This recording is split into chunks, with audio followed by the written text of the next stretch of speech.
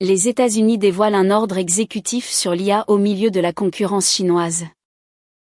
Well, thank you very much. We have a big signing right now, and we have a tremendous industry where we're leading by a lot. It's the AI, artificial intelligence. I always thought it should be SI, supreme intelligence, but I guess somewhere along the line they decided on the word artificial, and that's okay with me. That's up to them. It's a massive industry. We're leading China. We're leading everybody by a tremendous amount. The electricity is being built by them in every plant. They're building the electricity. We're getting them rapid approvals. But they're spending trillions of dollars, and they can't. Basically, this has a couple of other things that are less important, but one of the things that it has is you have to have a central source of approval. When they need approvals on things, they have to come to one source. They can't go to California, New York, and various other places like Illinois with Pritzker, who's a totally unreasonable person. And they have to have, they're putting all this money in. It's a big part of the economy. And there's only going to be, I think, one winner here. I don't know if anybody agrees with that. I think most people agree. But there's only going to be one winner here, and that's probably going to be the U.S. or China. And right now we're winning by a lot. China has a central source of approval. I don't think they have any approval. They just go and build. But people want to be in the United States, and they want to do it here. And we have the big investment coming. But if they had to get 50 different approvals from 50 different states, you can forget it, because it's not possible to do, especially if you have some hostile. All you need is one hostile actor, and you wouldn't be able to do it. So it doesn't make sense. I didn't have to be briefed on this, by the way. This is real easy business. I mean, this is simple. We're taking in trillions of dollars. We're taking in tremendous amounts of countries, jobs, everything's coming in. Now, just to get off AI for a second, auto plants are being built at levels that we've just about never seen before. Our auto industry was decimated. 56% of our auto industry left our country over the years. It was at one point 100%, and then it got shriveled down, and really we lost a lot. And now, because of tariffs, which have been so incredible, we've taken in hundreds of billions of dollars, and we're bringing back our factories. We're bringing back everything. We've never been in a position like this. Our stock market today was, well, I saw it a few hours ago, but a few hours ago it was way up, and we hit a new high. For the 52nd time in 10 months, we have an all-time high stock market. And it's all reasons. A big reason was the election November 5th, and another big reason, and maybe the biggest reason, but maybe not, because without the election this wouldn't have been done, because people don't know how to do it. The second reason is the tariffs. We're charging countries that were really hurting us badly, were really decimating us. Hence we have $38 trillion in debt, which will start paying off pretty soon with the tariff money coming in. But countries that were really decimating us use tariffs against us. Now we're using tariffs. All we want is fair. All we want is national security. It's given us great national security. I settled 8 wars, and numerous of them was because of trade and because of tariffs. So we're very happy with that. But this is about something a little bit different. We want to have one central source of approval.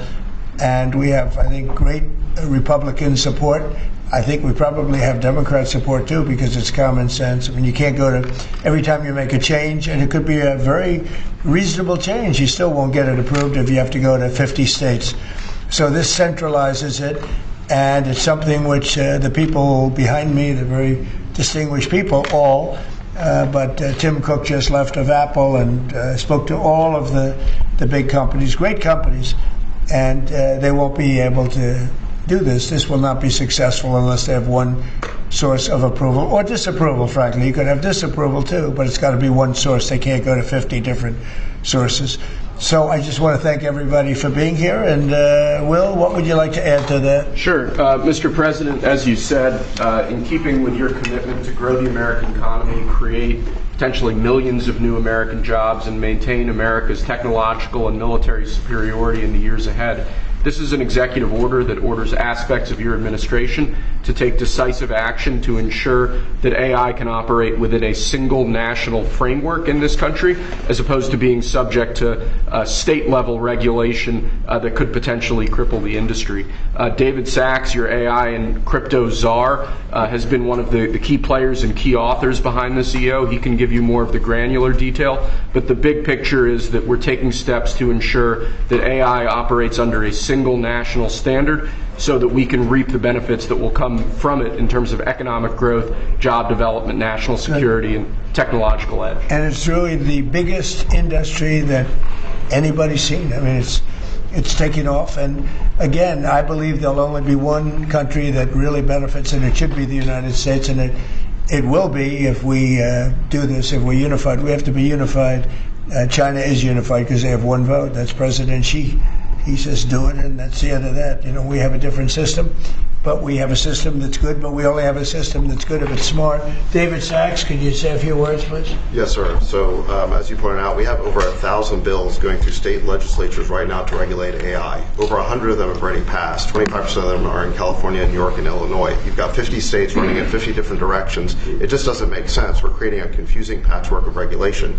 And what we need is a single federal standard. And that's what the CEO says, sir. It basically states that the policy of your administration is to create that federal framework. We're going to work with Congress, like the chairman here of the Commerce Committee, Senator Cruz, and other members of Congress to define that framework. In the meantime, this EO gives your administration tools to push back on the most onerous and excessive state regulations. We're not going to push back on all of them. For example, kid safety, we're going to protect. We're not pushing back on that, but we're going to push back on the most onerous examples of state regulations, sir. So I spoke with other Republican senators, and we have great approval. I think I spoke to anybody that even had any question and seemed to have gotten approval. Ted Cruz has been a very strong advocate of common. This is common sense. I mean, I think it's nothing more than common sense. Please, Ted. Listen, this is the single most important economic question in the country and in the world. Who wins the race for AI? You look back to the 1990s, there was a similar inflection point with the beginning of the internet, the dawn of the internet. And Bill Clinton was president at the time. He signed an executive order, just like you're doing, that put into law a light touch regulatory approach to the internet. And the result was incredible economic growth and jobs in the United States. At the same time, the European Union took a very heavy-handed regulatory approach.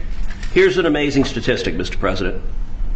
In 1993, the U.S. economies and Europe's economy were virtually identical in size.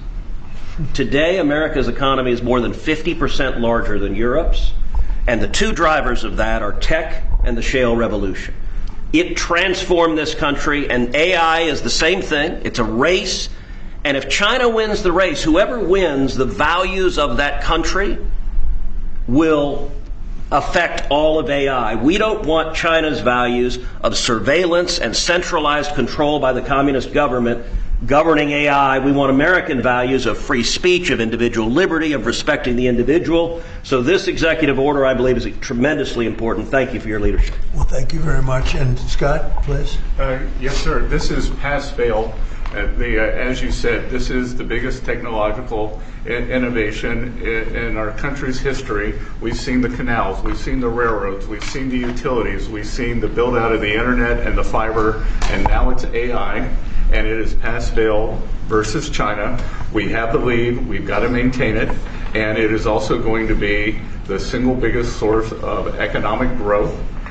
But everything else we do, but with our defense, there's no use in having a golden dome if China's AI can get around it. There's no use in spending all this money on defense. And the U.S. will remain the leader in this under President Trump's leadership. He is accelerated the growth. We're actually going to move ahead further. We're seeing building everywhere, construction jobs. There are going to be jobs at the AI data centers. And most importantly, President Trump had the incredible idea to allow the companies to create their own power. And we are going to see soon that communities near AI facilities will have the same or lower electric costs than other communities, which is a great innovation. So this is an important document today. Ce site peut vraiment vous aider à améliorer votre compréhension écrite et orale de l'anglais. Grâce à l'IA, il découpe les phrases en segments faciles à comprendre. Vous pouvez régler la vitesse, mettre en pause ou revenir en arrière pour saisir chaque phrase. Le site propose des traductions dans 20 langues, rendant l'apprentissage plus simple. Il suffit d'entrer en nieste.com dans votre navigateur. Essayez-le dès maintenant.